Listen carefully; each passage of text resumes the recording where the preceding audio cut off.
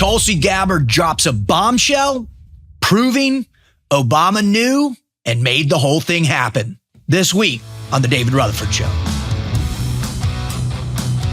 What's up, everybody? David Rutherford back on the air. And when I tell you that I gained such a substantial amount of relief, Jordy, from what I witnessed yesterday, it's beyond measure that I can actually fully describe the joy that I feel that finally, after basically since 2017, when my little spidey senses popped up, much like yours, I'm sure, and all of you listening who were paying attention to the devious nature of what has transpired, the attack that President Trump has been under and the political system of America since basically July of 2016 with the Crossfire Hurricane probe. That we finally are, we're approaching a realm potentially of accountability. Now, I'm not gonna, go slapping, giving high fives and chest bumps to my wife or to my friends or anything that, here we go. People are going to jail, man. We're all set. I'm not going to go that far, but I will say, Jordy, and to all of you, it was a great day yesterday, for me, for sure.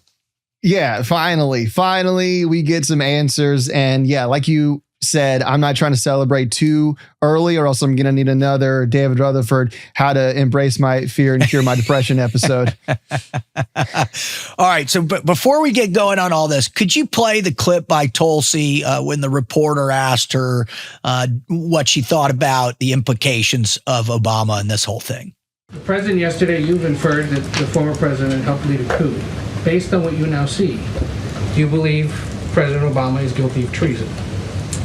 I'm leaving the criminal charges to the Department of Justice. I am not an attorney, but as I've said previously, when you look at the intent behind creating a fake manufactured intelligence document that directly contradicts multiple assessments that were created by the intelligence community, the expressed intent and what followed afterward can only be described as a years-long coup and a treasonous conspiracy against the American people, our republic, and an attempt to undermine President Trump's administration. Now, if that isn't dropping bombs, so basically yes is what you're saying. Yes. So yes.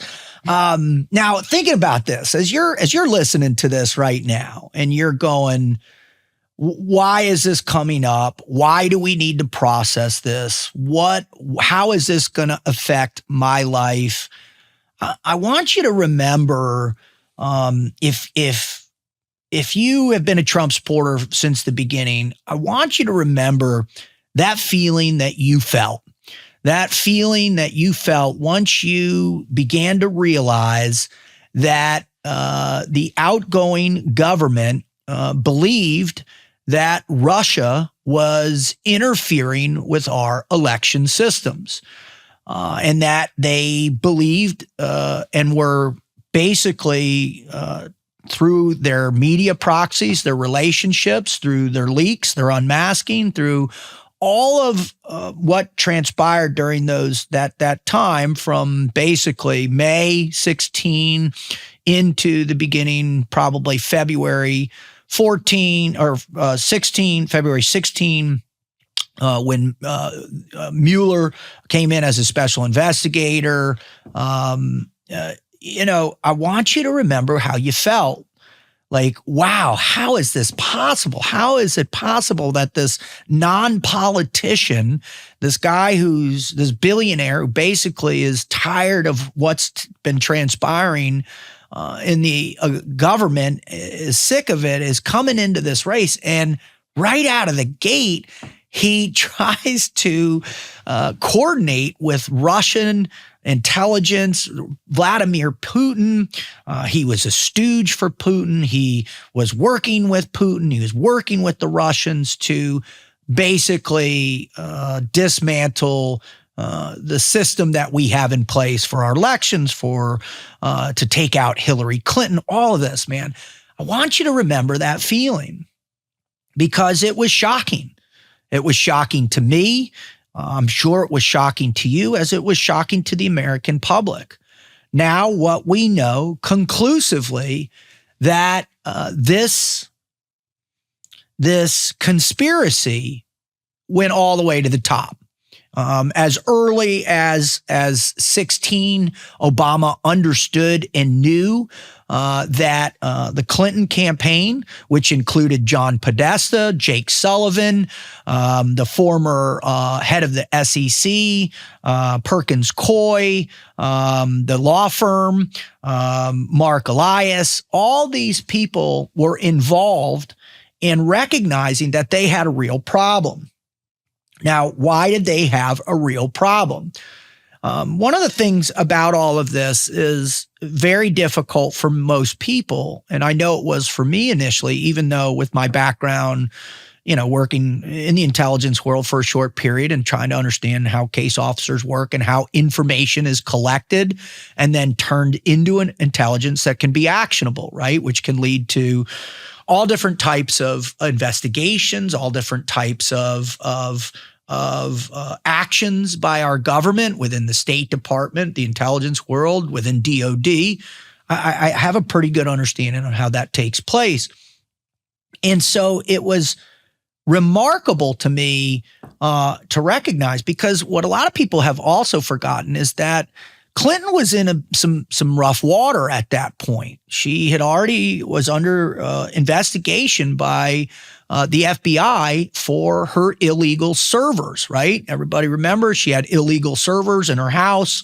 I think a lot of people may have forgotten that, in the investigation that they were conducting, the Clinton campaign, the Clinton administration, or the Clinton campaign, it should have been, turned over all of these damaged hard drives, right? They had poured bleach on them. They had smashed them with hammers. She had her own server in her house that was unprotected. And that essentially, we discovered that through the WikiLeaks, all right? And that essentially was a big problem for Clinton. And so what did she ultimately have to do? She had to cover that up.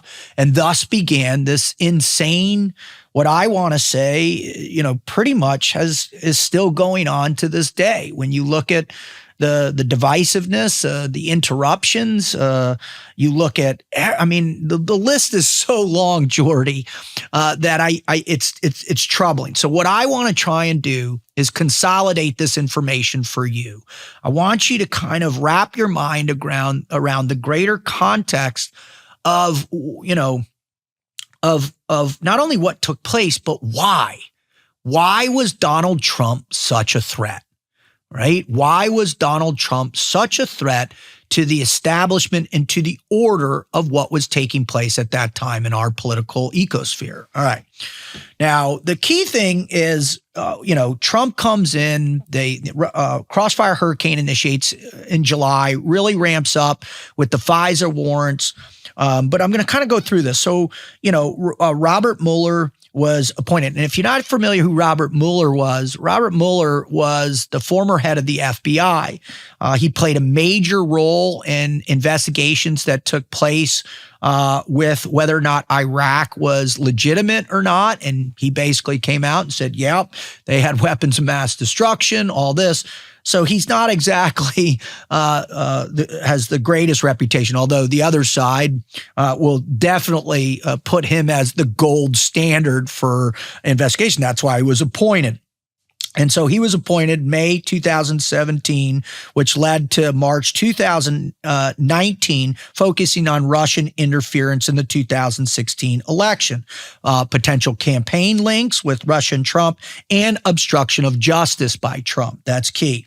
All right. The trigger guy who put him into place was by the Deputy Attorney General Rod Rosenstein, who we now know through a bunch of, most particularly the Brennan or the Durham investigation and the text messages back and forth with all these people, that there was something deeper going on, right? And he was very close to James Comey, who had gotten fired by this time. Key early investigations was the one thing that they really leaned on in this was there was a meeting between Jared Kushner, Paul Manafort, with a Russian lawyer who had promised information about Hillary Clinton. Now, what else came out this week?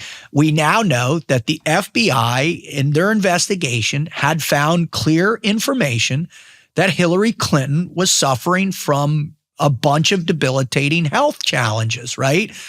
To include explosive anger, outbursts. I mean, I know Secret Service guys that say, she was the worst person they ever served for. And they served for some of them, 4 different presidents. They said she used to throw plates and just, if you got caught looking at her or staring at, she would dress you down right in front of her, put you out in Timbuktu in a station. She was a vicious person. And Didn't they say she was on tranquilizers? Yeah. And my favorite ones are the mashups they're showing of, when she was doing interviews and she's convulsing and trying to, or when she was on stage with Bill one time and she was like, and she gave the balloons or something, like the confetti came down. That's right. And then the other aspect was the famous video of her getting into a van where everybody had to basically, she was in deep trouble. There's another video of her giving a speech where she turns and basically throws up into a glass where she was a mess. So she had significant problems. And that apparently was what Russia had. So we know that was true. And now, here's the kicker. You have to understand this, right? And if politics are disgusting, both sides, doesn't matter. I'm not here to profess that, the Republicans are better than the Democrats in terms of what they're willing to do to find dirt or what they're willing to do to fake dirt on people. Politics is the ugliest, dirtiest game there is in the world, and American politics is no exception. But what they took here is really, they blew it out of proportion. And the other one, which I believe, which was really the one for me that didn't make sense, was that with when Michael Flynn, who had been established as Trump's pick to be the head of the intelligence world, and on top of all the intelligence, oversee all intelligence groups, he had a talk in December 2016 with Russian ambassador Sergei Kislyak, right? Well, that was the big thing that they used to basically go after Trump that connected him in this nefarious things. Now, we all know that he was ultimately exonerated from that after they bankrupt him, after the lawfare that they ensued on him. And Sidney Powell, the famous attorney, got him off with all that and vindicated him. But and you have to think to yourself, well, why are they picking these people, right? Well, General Flynn was the head of the DNI or the DIA and was one of the top intelligence people all through Obama administration, and he was one of the guys that was nominated repeatedly by Obama to stay in these positions. So if you want to know where the bodies are buried, General Flynn knows through the entire sequence of that time, right? Now, again, this started picking up steam. Why? Because of all of the news sources, right? From the New York Times to CNBC to MSNBC to CNN. If you don't remember, I certainly do, it was around the clock. Do you remember how crazy? It was every story. It was every night. It was every story. It blew up ratings for all these organizations because people couldn't believe. Of course, this crooked real estate guy from New York City, of course he's going to be crooked. Of course he's going to do that. Did it seem kind of real to you at the time? Did it seem any shred of credibility in there? Because when everyone talks about something so much, sometimes people think, well, maybe there's something. I mean, why would everyone be talking about this? That's a really great question. For me, no. Had it been something like Trump's connection to the mafia or, the various mafias that run New York and New York real estate and New York, labor and all those things, right? Organized crime, then, whether it's financing, because if you look at Trump's history, there were multiple times he had financing that came from interesting places. In New York, they just call that business. That it's business, right? So I would have imagined that. But for him to be able to cultivate a person like Vladimir Putin or Putin to cultivate him as an asset, it made no sense to me. And so I was always suspect of it, but I didn't know how.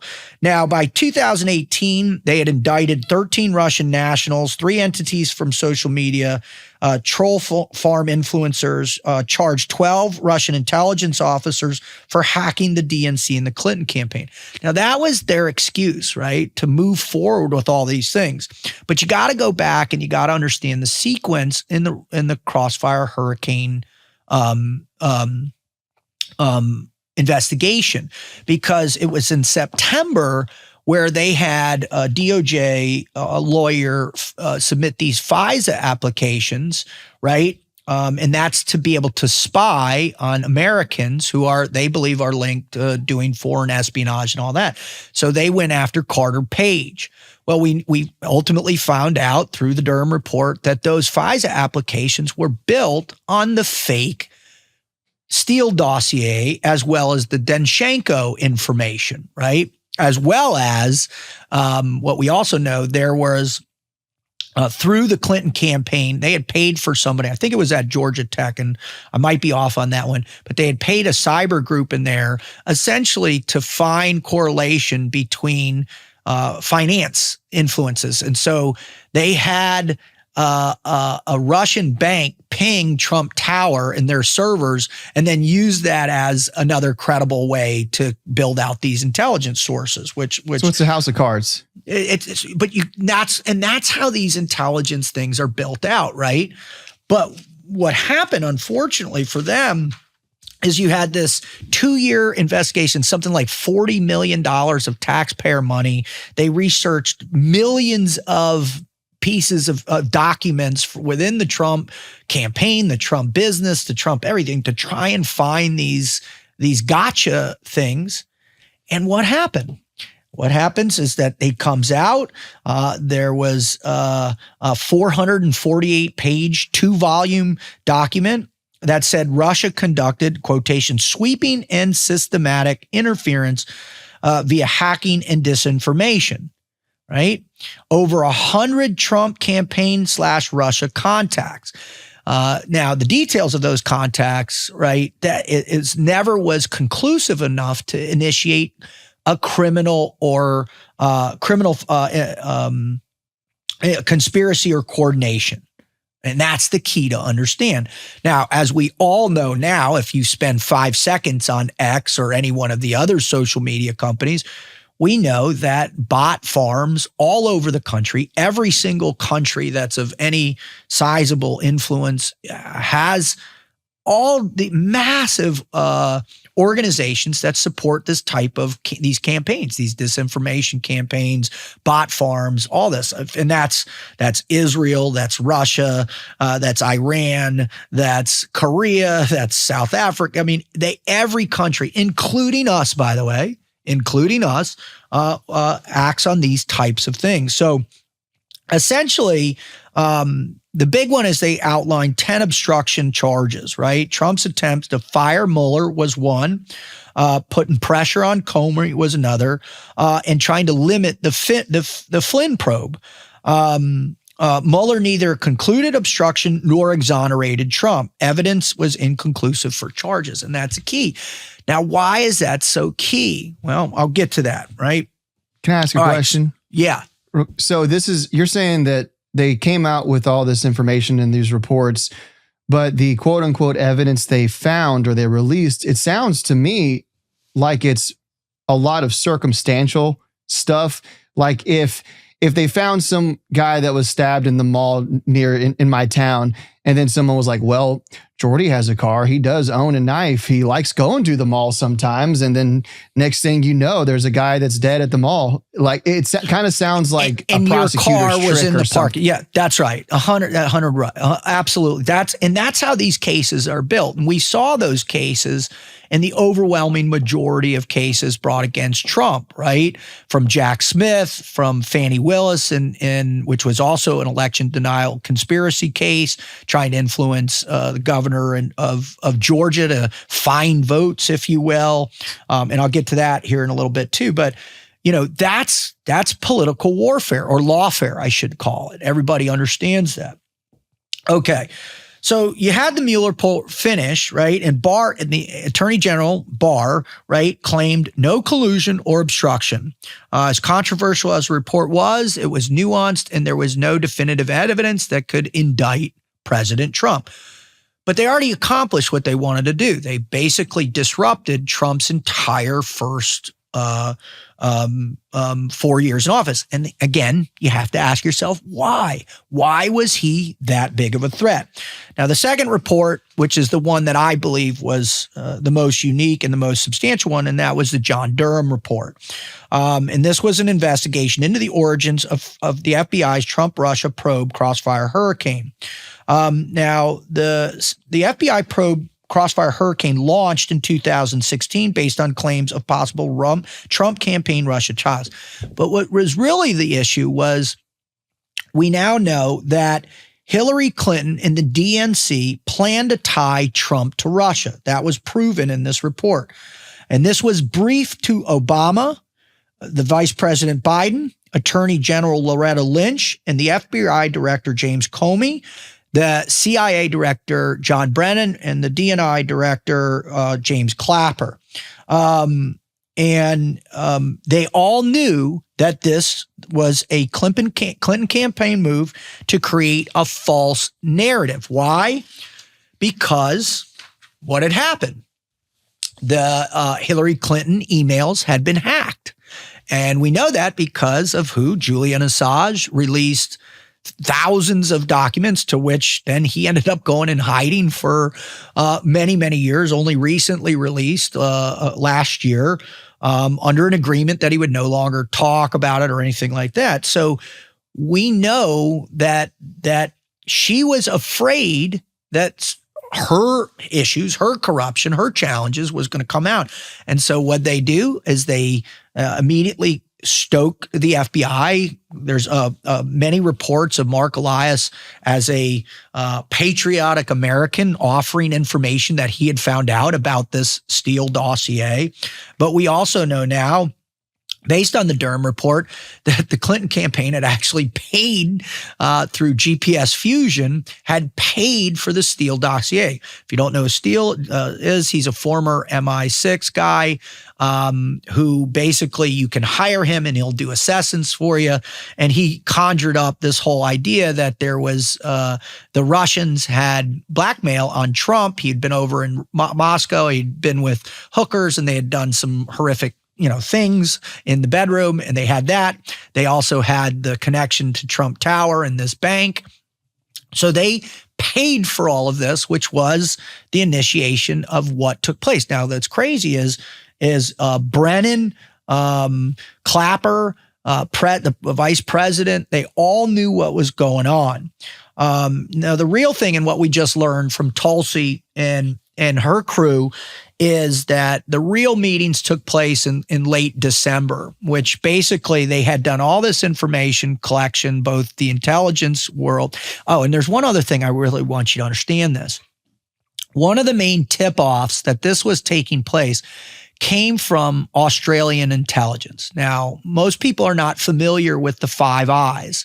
So the Five Eyes are all of our basic allies, right? It's us, it's England, it's France, it's Australia, and then the fifth one, I'm forgetting who the fifth one is.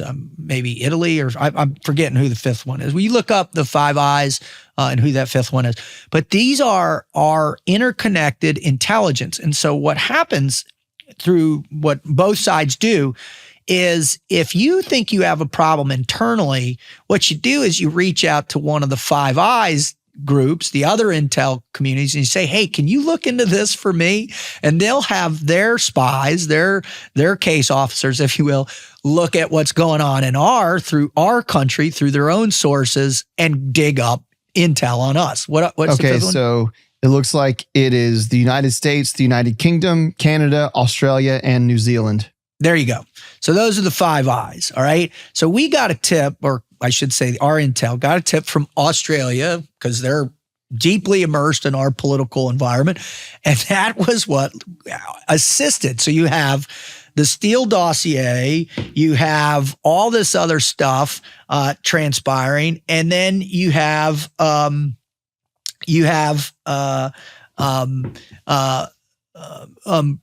and the FISA report. So now they're looking into all Manafort, Roger Stone, Papadopoulos, and they're actually running. And so if you're not familiar of how these work, so let's say you get a tip and you get one person. So then you submit to the FISA court, and the FISA court greenlit these on false, bogus intel, lies, right? Which, by the way, nobody paid the price for this. And if you go back and you look at Andy McCabe, the woman he was with, their text messages that came out in the Durham Report, they were gunning for Trump. They were going to take him out no matter what. They were getting him.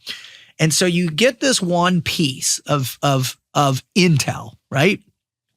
You submit that in your FISA request. The FISA judge says, yeah, green light. Now we can conduct surveillance through listening, their phones, accessing everything.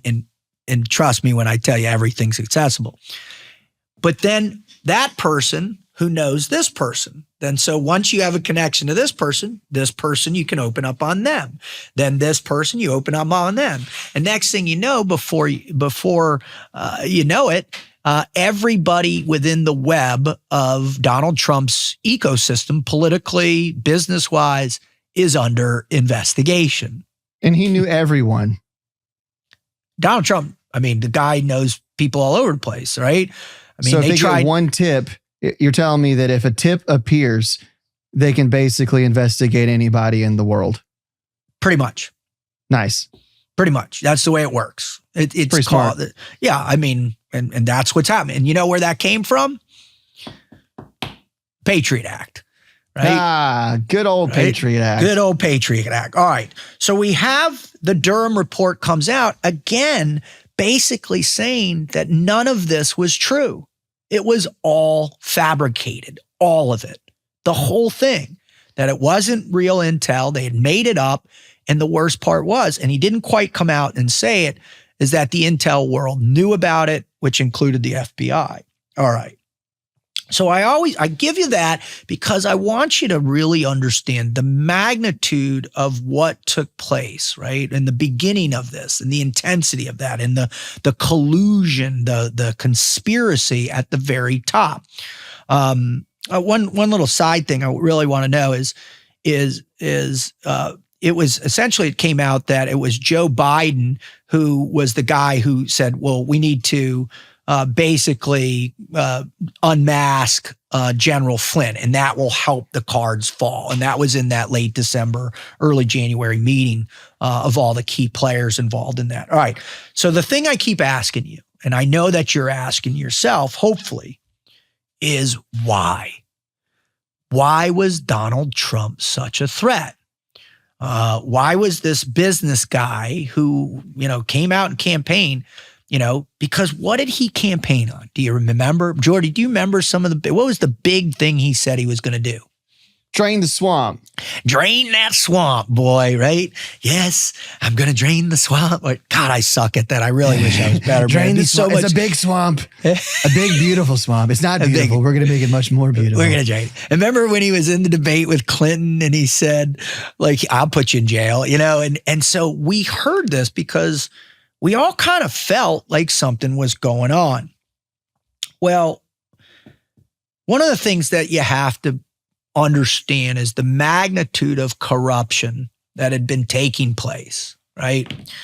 Now, I think there's a couple ways to think about this. So the big one that seems to make sense to me is kind of an interesting, it's kind of conspiratorial in nature, but when you get into it and you begin to take a 40,000 foot, as you look at the Cloward-Piven strategy, right? All right. Thank you so much for listening. Pardon the interruption, but I got to give some credit where credit is due. One of our core sponsors, Firecracker Farms. If you want to spice up your food, you want to spice up your diet, you want to spice up your life, I highly recommend checking out Firecracker Farms. What this is, it is a hot pepper infused salt. And as a person that uses this just about every single day, especially every day, I wake up, I have 3 eggs, a bagel, and some avocado. Man, I dump that. These beautiful, titanium salt shakers that you just put on there. I dab that on there, and it just gives me the pop I need. I can move away from kind of the chemically fused sauces that are out there and really get that heat that I love on my food.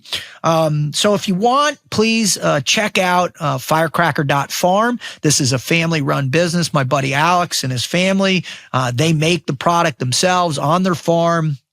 Give love to those plants. Everything's done in that sense of being a family-owned business. So go to firecracker.farm. If you punch in your promo code, which is RUT, Romeo Uniform Tango 15, you'll get a little bit of a deal. And so don't miss out. Spice up your life, spice up your food, spice up your taste buds with firecracker.farm. Thank you. The Cloward-Piven Strategy, right? And this was a strategy that was invented or devised in 1966 by sociologists Richard Cloward and Francis Fox Piven in a Nation magazine article aiming to overload the U.S. welfare system by mass enrollment of eligible poor to create a crisis forcing radical reforms like guaranteed annual income and the income redistribution through federal government. All right. I'd never heard of this. Yeah, this is a really interesting. So think back to the times, right? You had the counterculture revolution, the anti-war movement. American socialism was exploding. Communism was being rampantly taught, socialism taught all through major universities. These two guys come up and say, all right, well, we figured out a way. We're just going to overload the system.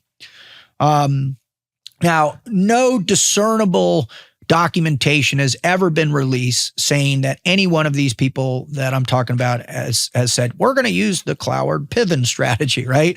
Why would you do that? Why would you do that, right? Right. But again, most of these things, do not come out. People don't say, like the Epstein list. Everybody wants this definitive Epstein list of everything that went on, like the secret squirrel dossier hidden in some, whatever. That's just not how it works. People who are really good at corruption and cheating and all that, they know how to not get caught, if you will. Although some are so arrogant they think they're above the law anyways, and we'll get to that. So this whole strategy is basically overloading the system. Well, in 2008, Barack Hussein Obama came out of nowhere, right? As a junior senator, one-term senator from Illinois, who basically didn't vote on almost everything Senate vote he had on, now of a sudden magically appears on the scene and is, through hope and change, takes over. Well, when you look at his background and how he was raised and who he grew up and who he was friends with, he was friends with one of the gentlemen that was part of the Weatherman Group, which was a socialist-based group from the counter revolution in the 1960s. His mom, one of his biggest influence was a guy that was a known communist. So, there are bizarre, interesting ties to his father working for the CIA overseas. And then my favorite was when he came in, one of the big things was his birth certificate. Well, guess what, Jordy? Who was one of the people that was banging about his birth certificate the most? There was this guy at a TV show. It was called The Apprentice. That's right. That's right. The President Donald J. Trump, right?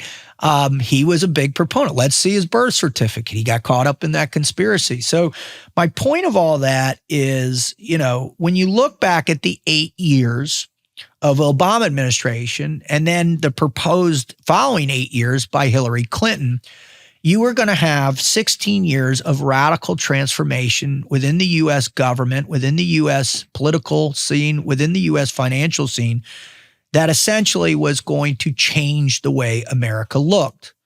And we saw a tremendous amount of that. So what I believe is that they could not let this guy who ran on the campaign, I'm going to expose this corruption. I'm going to expose Obama, who he believed was one of the worst presidents ever. I'm going to expose the Clintons as being one of the most corrupt politicians ever to live or exist. I'm going to expose them. And that's what they believe. Now, you go to me, well, what's the level of corruption? How bad was it? Well, there's a few things that I just wanted to bring up. And first and foremost, one is the Clinton-Obama uranium deal. And this was the 2010 sale of Canadian-based Uranium One to Russia Rosatom. Uranium One held mining rights for about 20% of U.S. uranium production and capacity, mostly in Wyoming and Utah. So think about 20% of uranium production that took place was owned by a Canadian-based mining firm, right? So in 2009, that Russian company, Rosatom, I always can't pronounce things well. Rosatom began acquiring shares of Uranium One. Now, the Rosatom sought controlling stake at 51%, a deal approved unanimously by the CFIUS, the 9 U.S. agencies, including State Department under, guess what? Secretary of State Hillary Clinton, with President Obama's sign-off. Also approved by Canada's investment agency and Utah's Radiation Control Board. All right, by 2013, Rosatom had 100% ownership of this company.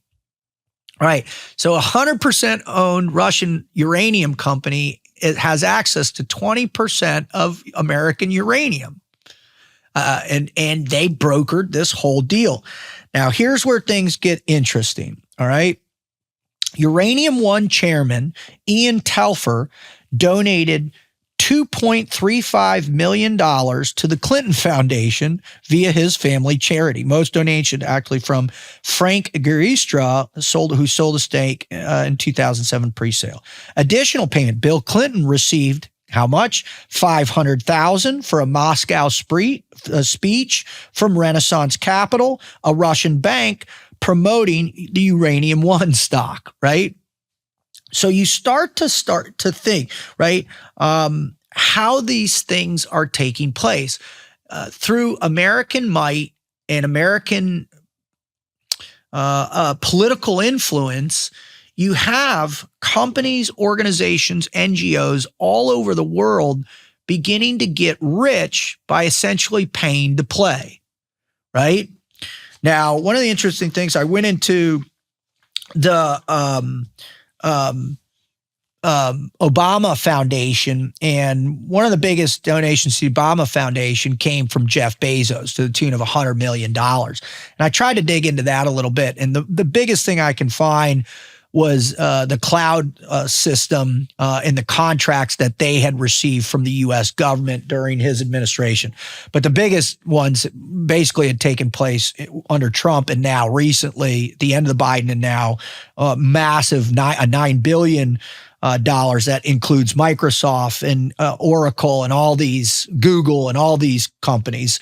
And they all make donations to all these different foundations for sure. So, that's essentially where I see the pay to play. Now, there's another massive corruption thing within the Clinton, was the Clinton weapons sale, Clinton-Obama weapons sales, right? And this is as they sold these illegal weapons, right, to covertly to Libyan-backed rebels in 2011 after the Arab Spring. And these were to get rid of Muammar Gaddafi because Clinton needed a big foreign policy win. All right. Now, the State Department facilitated these weapons transfer despite a UN arms embargo on Libya. And they used third parties like Qatar in the UAE. So again, now you've got illegal weapons sales. Now the kicker to this is, and I have a lot of friends that were in Libya. I lost two very good friends of mine, close friend in Ty Woods, and then good friend Glenn Doherty, who had gone through training. I had a ton of other buddies that were in country trying to regain these weapons back, a lot of shoulder-fired missile systems, stuff like that. And then guess what happened to those weapons, Jordy? Let me guess. They end up with some people they shouldn't be with. That's right. They ended up going to ISIS and al-Qaeda-backed rebels that were fighting a covert funded, U.S. military funded war in Syria against the Assad regime and Russia. I thought we were fighting them. Dude.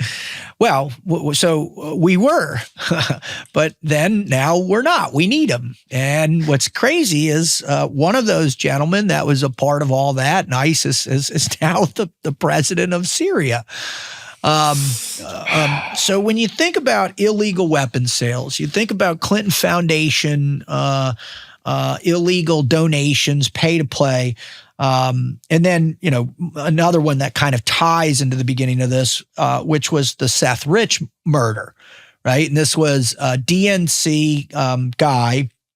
He was a DNC staffer working on voter data, was murdered. Basically, the theory is that he allegedly was murdered for leaking the DNC emails to WikiLeaks, not the Russians, but Seth Rich, because he saw a tremendous amount of corruption within the workings of the DNC and Clinton. Mind you, remember the primary in 2016, Bernie Sanders was on the up and up, was going, and basically the DNC says, you're out, go away. Now, we kind of saw that take place when? We saw it in 2020 with Joe Biden, and then we saw it again when? In 2025 with Kamala Harris taking over the nomination once Joe Biden checked out. Democracy. Now, they said he was murdered by some just random MS-13 guys or someone, and it was a basic robbery, although they didn't take his Rolex watch. I don't know if it was Rolex, but he had a nice watch. His wallet wasn't gone. His laptop wasn't gone. Basically, so whatever.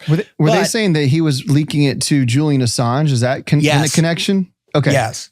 Yeah, that's what they basically, that Julian Assange got all those damning emails. His source.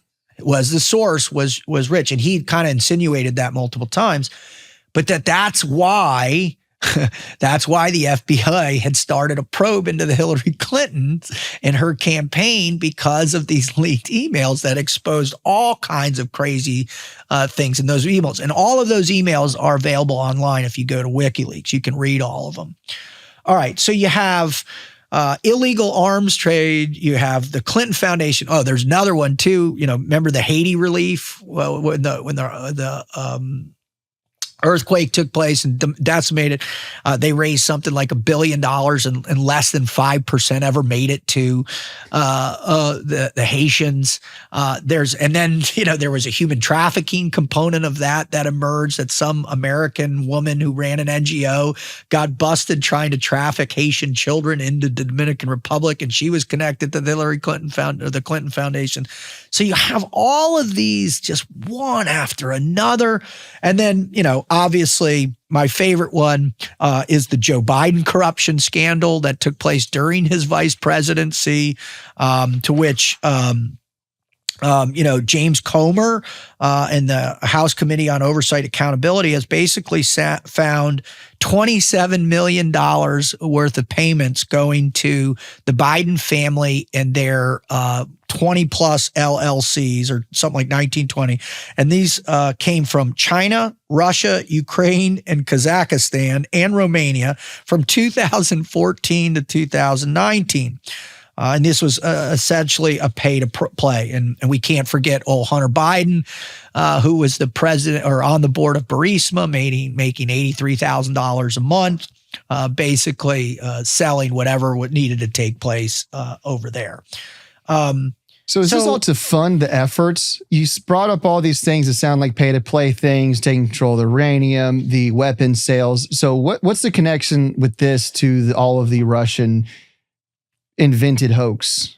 Well, what I believe is that you had some very corrupt people move to the highest positions of power within the U.S. government. And what they figured out how to do is that they had an unlimited budget via the American taxpayer to fund all different types of NGOs, covert projects, weapons sales, all different types of projects that they were engaged in.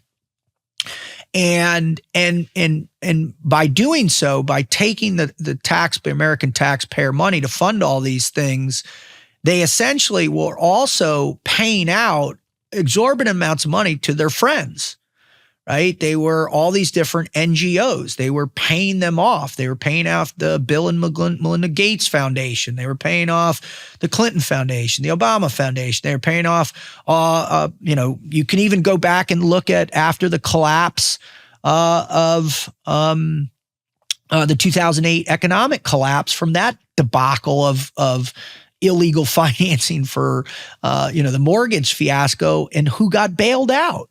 And you looked at, when you have banks getting bailed out, when you have big, massive American companies being bailed out, and then what the Fed said as in terms of quantitating easy, just giving away essentially free money while spending exorbitant amounts of money, blowing out our debt to the tune of $38 trillion right now.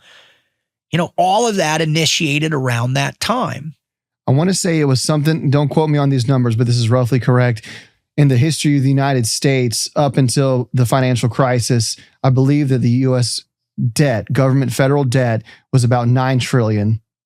Yes. And then from 2008 until now, we've just hit $38 trillion. So we've essentially That's added bonkers. $30 trillion from 2008 till now.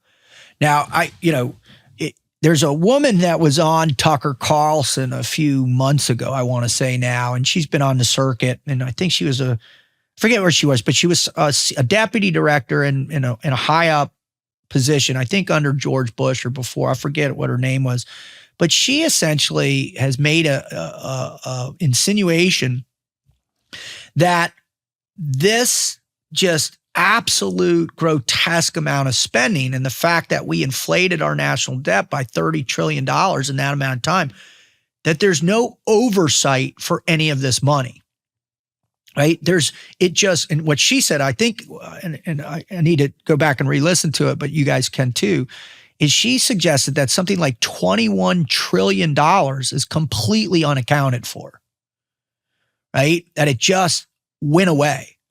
That the Fed, just based on these policies and the requests from the U.S. government and all the different organizations, whether it was USAID or whatever it was just spending trillions of dollars all over the world. And the accounting system there was nothing there. Well, Elon exposed that with Doge. 100%. Saying just not even cut anything, but can you label your transactions? That's right. Couldn't do it.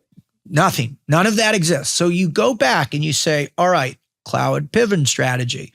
Yes, it's that was for, the redistribution of wealth. But what you have now since 2008 is you have this massive spending, all these covert, corrupt things taking place overseas, these deals here, weapons here, all these color revolutions in Ukraine in 2014, right?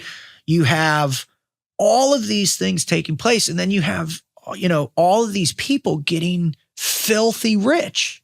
And that's people in the U.S. government. That's people in Congress. I mean, how does Nancy Pelosi, making $187,000 a year, is now worth $120+ million by betting on these companies that got these payouts, right? All this insider trading that's taking place. So all of this took place. And then Donald Trump came in and said, guess what? It's over. You guys are robbing the American public and nothing's getting better. So that is the backstory on what I believe was the impetus and why it was so critical for this to take place, why they had to go so hard as well as they did.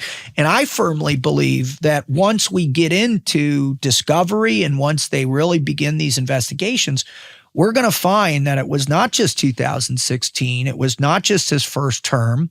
It was the 2020 election cycle and system where we saw what?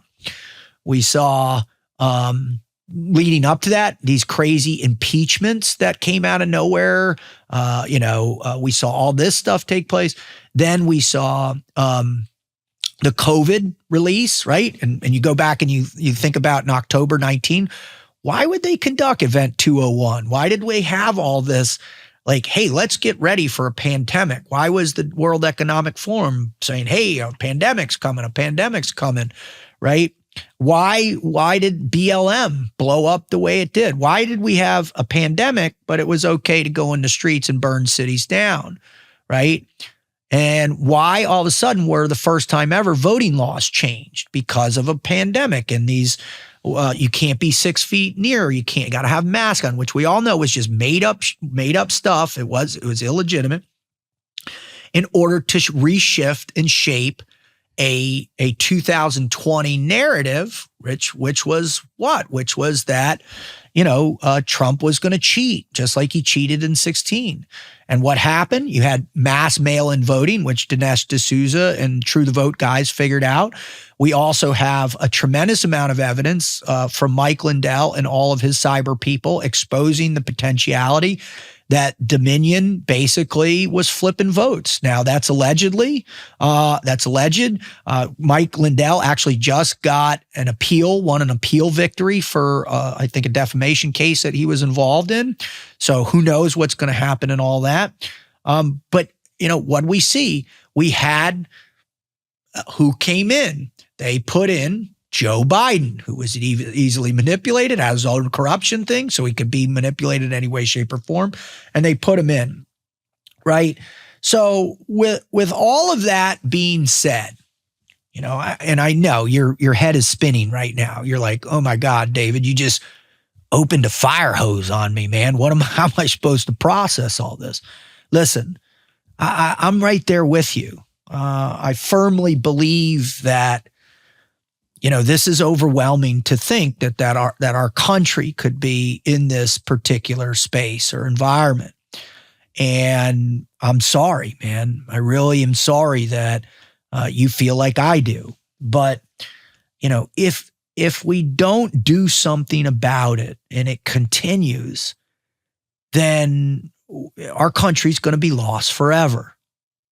And I hope you feel that way, because I feel that way as well, too. I like I said, I have 4 daughters. Jordy has a newborn daughter, and I interact with young people all the time. And the imagination that this is the standard for our country is appalling to me. I didn't join the service. I didn't raise my right hand to die for the country for this at all. And so it's up to us. It's up to you. You in your car right now, you at your lunch break right now, you listening to this podcast while you work out. It's up to you to make your voice heard, to demand answers and not to back down, and demand accountability on all of this stuff, whether it's the Epstein files or it's this corruption or it's the land deals. I mean, we literally just saw something revolutionary take place, right? Within the one big, beautiful bill, there was this 7 million acres of land that potentially is going to be sold. And what happened? Braxton McCoy had the gumption, had the strength, had the courage to come up and speak out. And he did. And Sean ended up having him on his show. And then next thing you know, it blew up and they took that out of the vote. There's also the pressure from the Epstein case. Don't stop. Demand that this is exposed. And the same with this.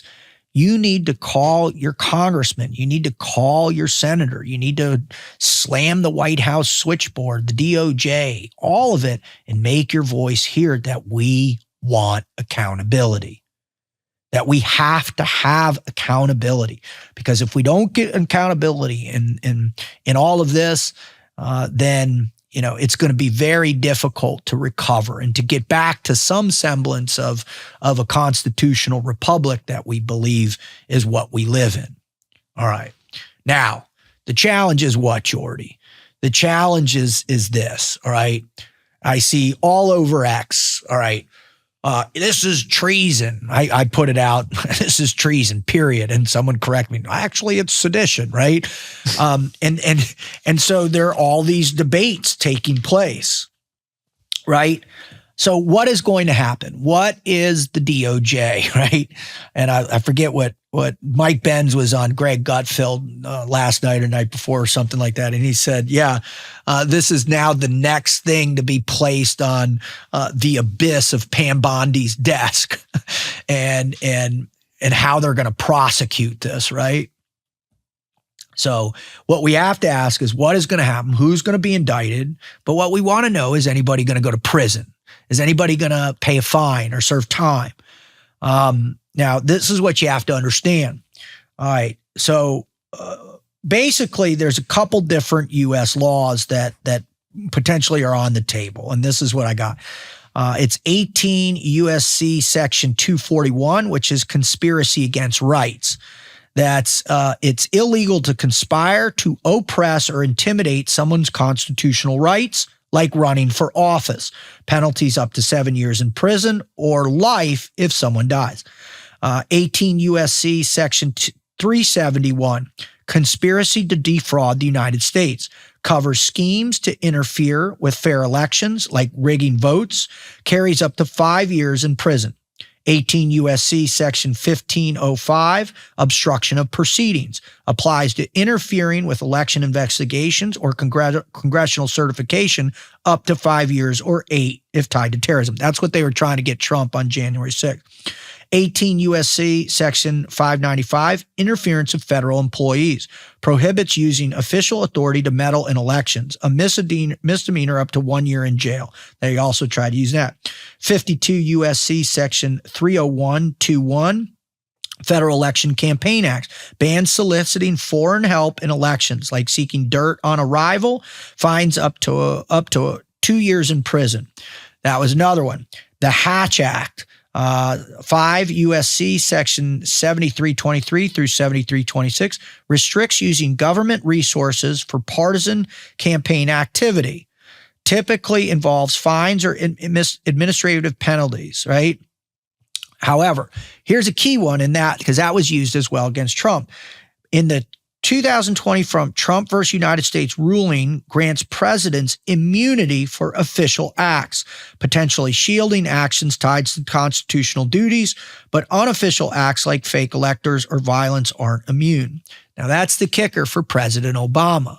He can always claim, what? That this was an official act, the investigation.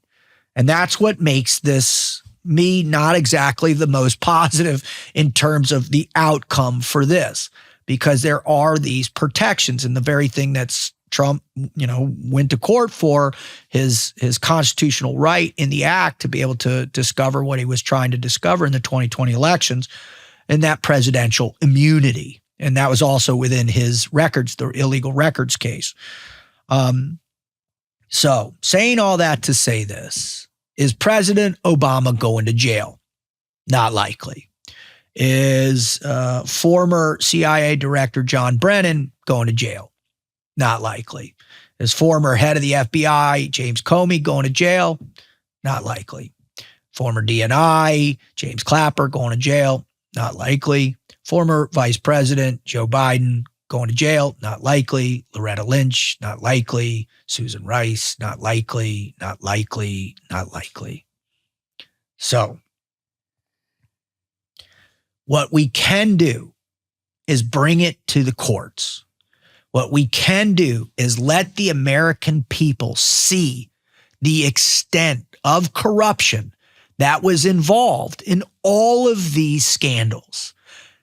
They can hear the testimony. They can have public hearings. They can put people on the stand that's televised so we can watch them squirm, plead the fifth, and lie to our faces in order to have a profound impact.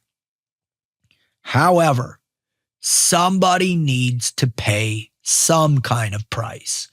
If we don't get this, and if you're in the U.S. government and by random chance you're listening to this, if you're driving and you pay attention and you're in the government, you're listening to this, if we don't get some type of conviction, then the future, in my opinion, is in profound jeopardy for the American public.